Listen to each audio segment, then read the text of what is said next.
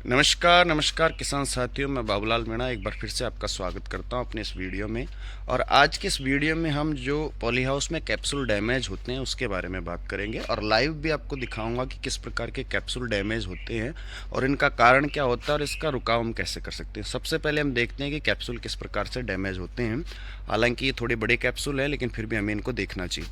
तो आप देखेंगे मेरे पीछे ये जो पौधा है, इस पौधे पर आप अच्छे से देखेंगे तो लगभग आपको 4-5 जो खीरे हैं जो कैप्सूल टाइप के थे अब बिल्कुल सूख कर ख़राब हो चुके हैं। मतलब अगर हम गिनती करें तो देखिए, यहाँ से मैं इसको हटाता हूँ, एक, दूसरा हम काउंट करते हैं 2, और उसके बाद में अगर हम काउंट करते हैं 3, और फिर इसको हटाते हैं यहाँ से 4, और ये 5, और ये हो गया हमारा 6। इसी के साथ ये इस पौधे की है और अगला जो पौधा है उस पर आप देखेंगे तो एक, और ये दूसरा भी डैमेज। मतलब यहाँ अगर एक पौधे की बात करें तो 6-7 कैप्सूल डैमेज हो रखे हैं। ये हुआ क्यों है, इसका एक बेसिक कारण तो मुझे ये समझ में आता है कि अभी जो होली के त्यौहार पर मैं घर गया था उस टाइम पे यहाँ पे पॉली हाउस को मैनेज करने के लिए ठीक तरीके से, मतलब पूरी वर्कर जो यहाँ पे होने चाहिए काश्तकार वो थे नहीं, अकेला एक व्यक्ति था। इस वजह से जो हार्वेस्टिंग होनी चाहिए थी समय पर वो हुई नहीं, और इसकी वजह से जो माल सेट हुआ था उसका वज़न और उसका साइज़ बहुत ज़्यादा बढ़ गया। और जैसे ही वो साइज़ में मतलब बहुत ज़्यादा मोटे हो गए तो उन्होंने एक्स्ट्रा जो कैप्सूल बचे हुए हैं जो छोटे हैं उन तक जो न्यूट्रिशन को उनको पहुंचने ही नहीं दिया, और इस वजह से वो पौधे सूख गए हैं या पीले होकर ख़राब हो गए।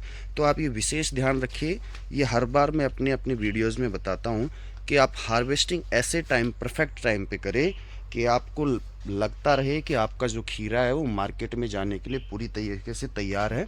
क्योंकि ज़्यादा मोटा खीरा जो हो जाता है, ज़्यादा वज़न हो जाता है, ज़्यादा लंबा हो जाता है, उसका भाव मार्केट में ठीक तरीके से लगता नहीं है। तो इस वजह से एक तो वहाँ पर भी नुकसान होता है और दूसरा नुकसान ये होता है कि हमारे जो कैप्सूल होते हैं वो भी डैमेज हो जाते हैं। तो इस पॉली हाउस में पहले भी ये समस्या आ चुकी थी तो उसको हमने किसी तरीके से कंट्रोल कर लिया है। हालांकि कैप्सूल डैमेज होने की बहुत सारी दवाइयाँ हैं लेकिन अभी तक कोई भी ऐसी दवाई नहीं है जो इसका कारगर उपाय हमें दिला सके कि कैप्सूल डैमेज नहीं होते हैं।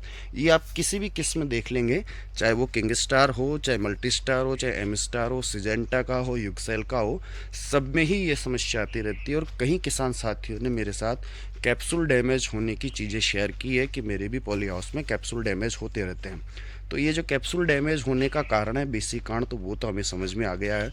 अब इससे बचा कैसे जाए वो हम बात करते हैं। को डैमेज होने से बचाने के लिए सबसे पहला कारण तो यही है कि आप सही समय पर उसकी हार्वेस्टिंग करें। ऐसा नहीं सोचे कि आज छोड़ देते हैं कल हम इसकी हार्वेस्टिंग कर लेंगे। जो भी खीरा आपको लग रहा है कि मार्केट में जाने के लिए तैयार है, चाहे वो ख़राब हो चाहे अच्छा हो, उसको आपको तोड़ना ही चाहिए। दूसरा, एक इस प्रकार के जो खीरे हो जाते हैं, आप ये देख पा रहे होंगे, ये वाला जो खीरा अभी नीचे से मोटा है और ऊपर से क्या है, थोड़ा सा पतला है। तो हम किसान बड़े लालची होते हैं, हमको लगता है कि इसको भी मार्केट में भेज देंगे, इसका भी पैसा मिल जाएगा। लेकिन इसके पैसे के लिए हम अपना जो सही माल होता है उसको हम बिगाड़ देते हैं। तो ऐसे अगर हमारे पास हैं, अगर हो रहे हैं, आप या तो दवाइयों से उनका उपचार कीजिए। इसके लिए एक सबसे बढ़िया चीज़ आती है कि आप जिंक, जो भी आप खाद यूज़ करते हैं उसमें जिंक का इस्तेमाल करें, ज़्यादा जिंक की वजह से।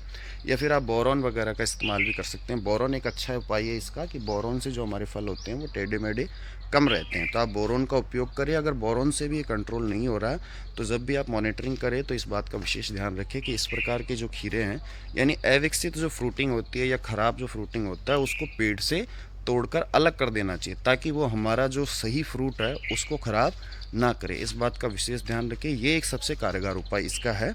और इसका एक दूसरा उपाय हम कर सकते हैं कि हमारे पास में कस्टोडिया आता है और उसका हम ड्रिंचिंग निकाल सकते हैं। उससे ग्रोथ ज़रूर रुकती है लेकिन कुछ हद तक। मैं पूरी तरीके से सहमत नहीं हूँ उस चीज़ से भी, क्योंकि 70% या 80% इतना ज़्यादा अगर हमारा माल रुक जाए तो हम ये मान के चलते हैं कि वो दवा एकदम से परफेक्ट है, लेकिन उसका असर लगभग 50-40-50 के आसपास रहता है।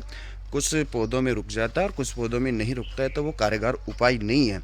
इसके अलावा और भी मार्केट में बहुत सारी दवाइयाँ उपलब्ध है लेकिन सभी का वो सिमिलर सा रिजल्ट है। इसीलिए सबसे ज़्यादा आप इस चीज़ का उपयोग करें, और अगर बहुत कम मात्रा में है तो आप फिर कस्टोडिया का उपयोग कर सकते हैं, उसका ड्रिंचिंग निकाल सकते हैं। तो ये इसका एक परफेक्ट उपाय है। तो आज के वीडियो में इतना है, मिलते हैं एक नए वीडियो में नई चीज़ के साथ। तब तक के लिए जय जोहर, जय किसान, राम।